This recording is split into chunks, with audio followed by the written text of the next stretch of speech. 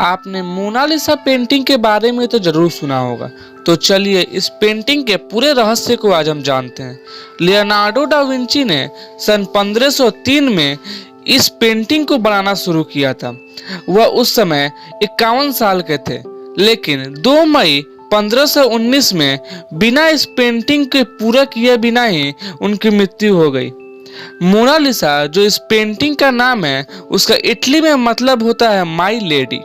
इस पेंटिंग की सुरक्षा के लिए फ्रांस के गवर्नमेंट ने इसे एक म्यूजियम के एक स्पेशल रूम में बुलेट प्रूफ शीशे के अंदर रख दिया, और इस स्पेशल रूम को बनाने में ही केवल फ्रांस की गवर्नमेंट को लगभग 50 करोड़ रुपए लगाने पड़े। लेकिन रहस्य की बात यह है कि 21 अगस्त 1911 को यह पेंटिंग म्यूजियम से चोरी हो गई और ठीक 10 साल बाद वहीं वापस आ गई। और अगर हम डीप में जाकर सोचे तो यह हो सकता है कि 10 साल बाद किसी ने वहां नकली पेंटिंग भी रख दी हो।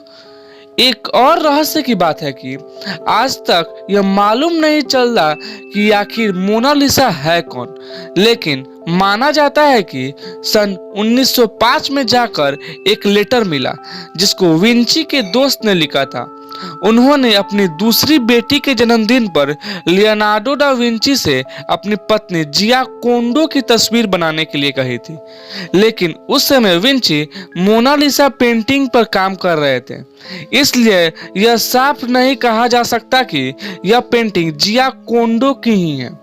एक शोध से यह भी पता चला है कि मोनालिसा पेंटिंग में कुछ शब्द ला रिस्पोस्टा सी प्रोवा क्वी जो इटली भाषा में थे, जिसका हिंदी में अर्थ होता है उत्तर यहाँ है।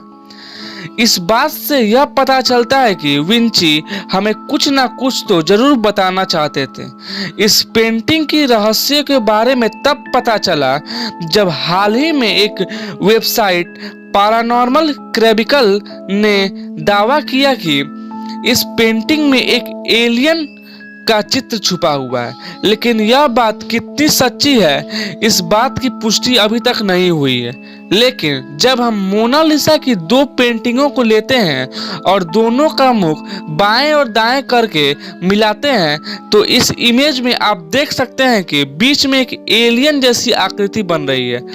यह बात तब सोचने पर मजबूर करती है जब वो आकृति ठीक वहीं बनती है जहां पर विंची ने लिखा था उत्तर यहाँ है। इस बात से यह पता चलता है कि विंची जरूर कुछ ना कुछ तो बताना चाहते थे जो आज तक एक रहस्य ही है।